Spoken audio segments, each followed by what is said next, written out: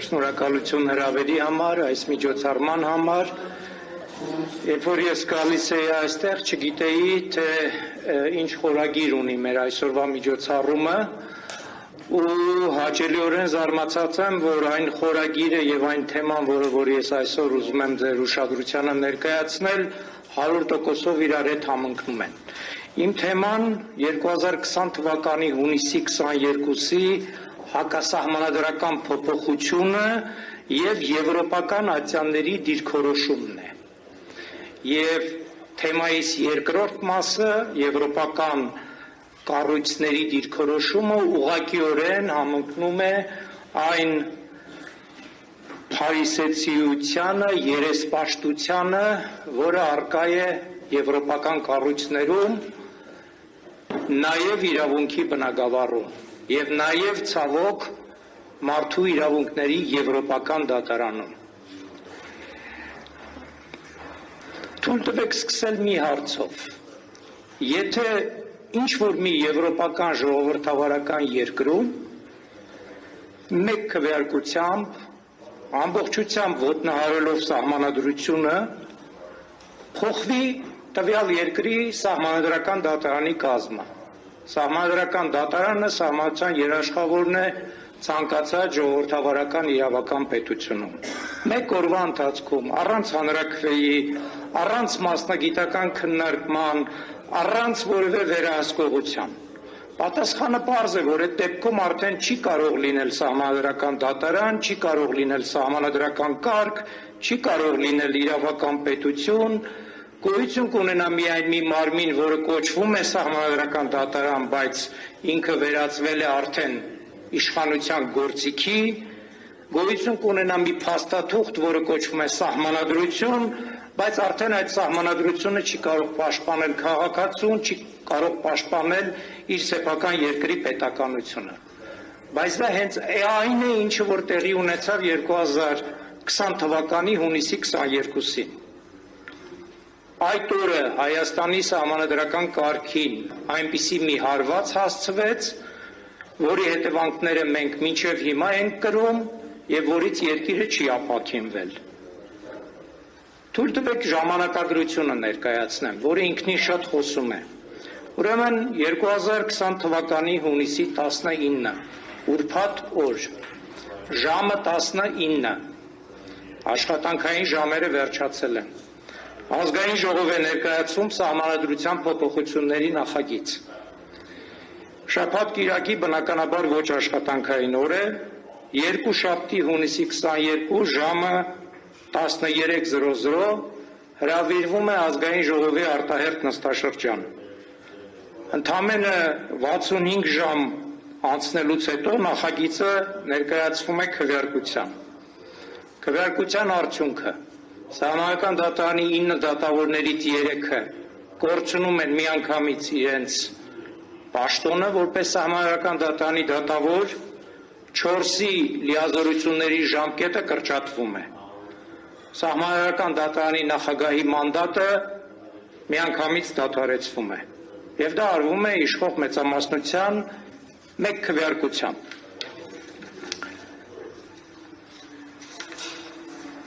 Հիմա ես ուզում եմ քննարկել այս երևույթը 3 մակարդակում։ Առաջինը սահմանադրության խախտումների մակարդակում, երկրորդը եւ հիմնականը միջազգային ատյանների դիրքորոշման մակարդակում եւ երրորդը թե տեսականորեն, գործնականորեն ինչ պետք է անել ստեղծված իրավիճակում։ Սահմանադրական խախտումները, որոնք տեղի ունեցան հունիսի 22-ին, բազմազան են։ Տասնյակից ավելի կարելի է թվարկել, ես կանգ առնեմ միայն 3-ի վրա եւ շատ համառոտ։ Առաջին խախտում, սահմանության 7-րդ գլխի շրջանցում։ Սահմանադրությունը շատ հստակ 164-րդ հոդվածի 9-րդ մասում սահմանում է, թե որ դեպքերում է հնարավոր, որպեսզի սահմանադրական դատարանի դատավորի լիազորությունները դադարեցվեն։ Ընդամենը 4-ը հիմք է սահմանադրությունը նախատեսում։ Անհամատեղելիության պահանջների խախտում, ասենք դադարել է Հայաստանի Հանրապետության քաղաքացի լինելուց, որպես օրինակ։ քաղաքական գործունեության մեջ ներգրավվածություն, որտեղ քաղաքական չեզոքության պահանջն է խախտել, առողջական պատճառներով չի կարող պաշտոնավարել, կամ էական կարգապահական խախտում է թույլ տվել։ 4-ը հիմք, սպառիչ, փակ ցանկ է սահմանադրությունում ներկայացված։ Եվ հիշենք նաև, որ Սահմանադրության 7-րդ գլուխը կարող է փոխվել միայն հանրաքվեով։ Չի կարող պարզապես ազգային ժողովը որոշում կայացնել եւ դադարեցնել Սահմանադրական դատարանի դատավորի լիազորությունները։ Բայց իշխանությունը 7-րդ գլխին ընդհանրապես չանդրադարձավ, 164-րդ հոդվածը շրջանցեց եւ ընտրեց մի ճանապարհ, որը ցանկացած իրավաբան իսկապես կզարմանար ոչ այն առումով, թե ինչքան գրագետ են այդ մարդիկ, որոնք որ նման փոփոխություն են առաջարկում, այլ կզարմանար միայն նրանց հնարամտությամբ։ Ինչ արեց իշխանությունը այս պարագայում, իրենք որոշեցին փոխել սահմանադրության 16-րդ անցումային դրույթների մի հոդված, որը վաղուց արդեն կատարված էր, ավարտված էր, սպառված էր։ Ինչի մասին է խոսքը։ Սահմանադրության 213-րդ հոդվածը, որը այդ օրը փոփոխվեց, մինչև փոփոխությունը շատ պարզ լուծում էր առաջարկել այն դեպքի համար, երբ որ նոր փոփոխված սահմանադրությունը ուժի մեջ էր մտնում։ Քանի որ 2015 թվականի փոփոխված սահմանադրությունը նախատեսում էր, որ ապագայում Սահմանադրական դատարանի դատավորների լիազորությունների ժամկետը պետք է լինի 12 տարի, այլ ոչ թե մինչև 65 կամ 70 տարին լրանալը, Սահմանադրության 213-րդ հոդվածը նախատեսել էր, որ բոլոր այն դատավորները, որոնք որ ընտրվել էին մինչև սահմանադրության փոփոխությունը, շարունակում են պաշտոնավարել սահմանադրությամբ նախատեսված ժամկետի ավարտը, իսկ բոլոր նրանք, ովքեր որ հետագայում են ընտրվելու որպես Սահմանադրական դատարանի դատավոր, իրենք պետք է պաշտոնավարեն 12 տարի։ Եվ այդ դրույթը արդեն ուժի մեջ էր մտել։ Սահմանադրությունը փոփոխվել էր 2015 թվականին, այդ փոփոխությունները ուժի մեջ էին մտել 2018 թվականին եւ հանկարծ ԿՊԵ-ական փայլուն իրավագետները 2020 թվականի հունիսի 22-ին որոշեցին, որ կարելի է արդեն իսկ կատարված իրենց սպառած իրավական նորմը փոփոխության ենթարկել եւ դրանով կազմաքանդեցին Սահմանադրական դատարանը։ Երրորդ առավել ակնհայտ խախտումը հետեւյալն էր։ Մեր սահմանադրությունը շատ հստակ նախատեսում է, որ ցանկացած սահմանադրության փոփոխություն մինչև ընդունվելը, իսկ ընդունվում է կամ հանրաքվեով կամ ազգային ժողովի կողմից, անպայման պետք է անցնի նախնական սահմանադրական վերահսկողության ընթացակարգը։ Այսինքն ազգային ժողովը պետք է դիմի Սահմանադրական դատարան, որպեսզի պարզի, որ այն փոփոխությունը, որը առաջարկվում է, համապատասխանում է սահմանադրության պահանջներին։ Եվ դա իմպերատիվ պահանջ է։ Սահմանադրության 168-րդ հոդվածի 2-րդ կետը վերաբերում է ուրեմն սահմանադրական նախնական վերահսկողությանը, իսկ 169-րդ հոդվածը շատ ավելի հստակ է այդ պարտավորությունը սահմանում։ Ասում է, որ ազգային ժողովը պարտավոր է դիմել Սահմանադրական դատարանին, եթե ցանկանում է փոխել սահմանադրությունը։ Ինչ արեց ԿՊԵ-ական մեծամասնությունը։ ԿՊԵ-ական մեծամասնությունը պարզապես ասաց, քանի որ խոսքը գնում է այն դատավորների մասին, որոնց լիազորությունները մենք ցանկանում ենք դադարեցնել, հետևաբար իմաստ չունի դիմել Սահմանադրական դատարանին, որովհետև իրենք անկողմնակալ չեն կարող լինել, մենք չենք դիմում Սահմանադրական դատարան եւ մեկ քվեարկությամբ որոշվեց, որ ըստ էության Հայաստանի սահմանադրական կարգը պետք է տապալել։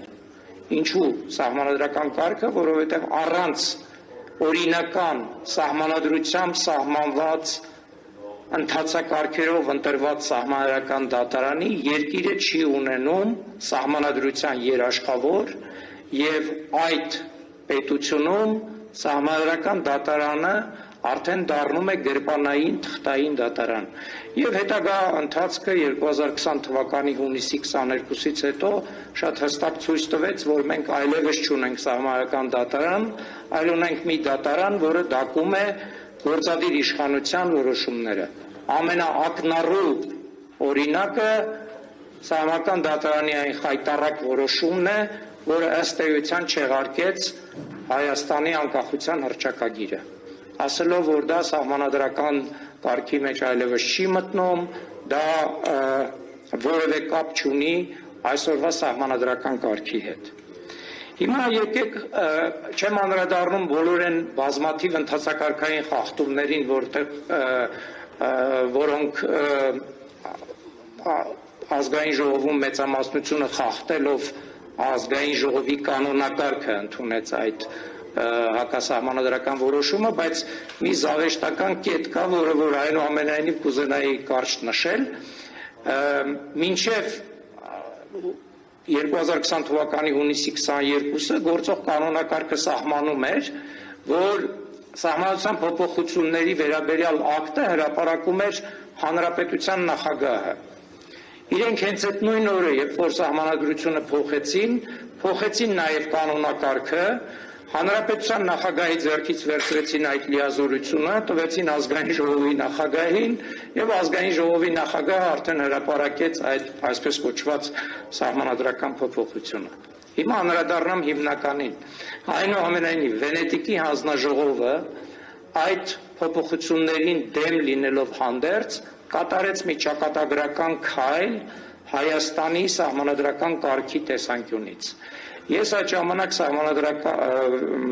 Վենետիկի հանձնաժողովի անդամ էի եւ 2019 թվականից համար պայքար էի մղում այն բանի համար, որ սկզբունքային գնահատական տրվի բոլոր այն քայլերին, որոնք արվում են Հայաստանի իշխանությունների կողմից դատական իշխանության նկատմամբ։ Սկզբում սովորական դատարանների նկատմամբ, հետագայում սահմանադրական դատարանի։ Ցավոք սրտի Վենետիկի հանձնաժողովը գնաց այն ճանապարհով, որ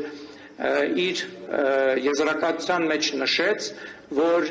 սկզբունքորեն լեգիտիմ է այն փոփոխության ձգտումը, որը որ կա Հայաստանի գործադիր իշխանության կողմից։ Սա այն պարագայում, երբ որ 2015 թվականին հանրաքվեի միջոցով էր սահմանվել, թե ինչ ընթացակարգով են ընտրվում եւ ինչ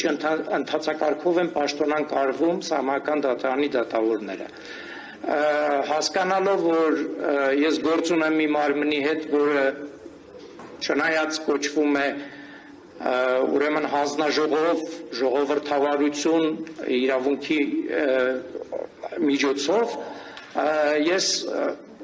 20 թվականի հուլիսին դադարեցրեցի իմ անդամակցությունը այդ կառույցին։ 20 թվականին Տիկին Սահակյանը արդեն այստեղ չի, նա ներկայացնում էր բոլոր այն 4 դատավորների դիմումը եվրոպական դատարան,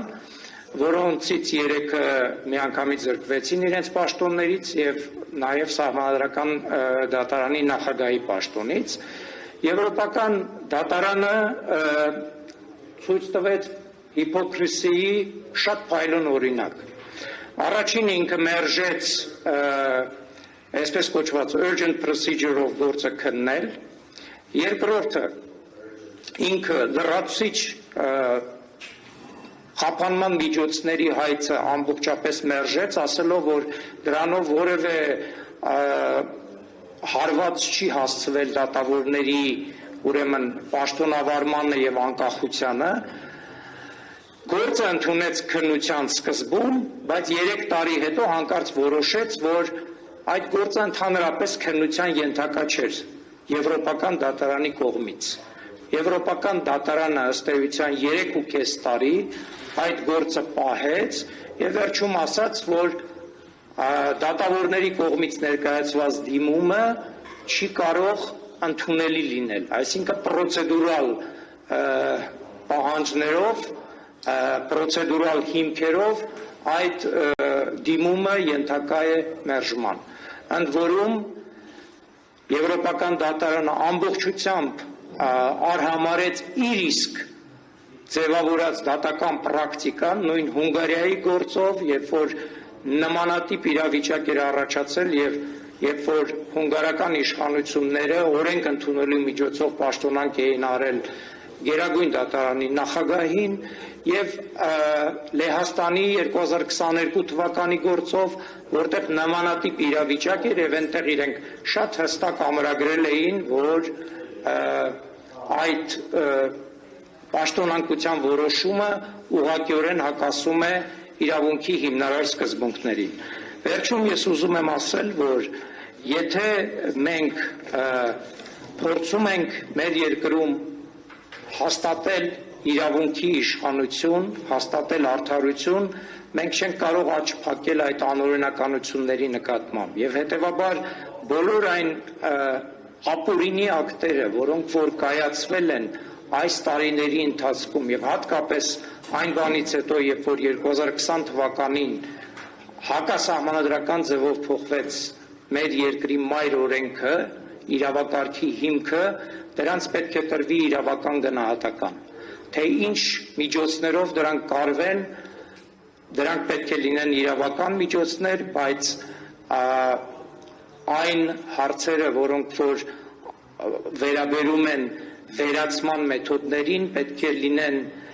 շատ բազմակողմանի քննարկումների արդյունք եւ դա բնականաբար միայն այն պարագայում, եթե այս երկրում հաղթանակեն այն ուժերը, որոնց համար իսկապես թանկ են ժողովրդավարությունը եւ իրավական պետականությունը։ Շնորհակալություն։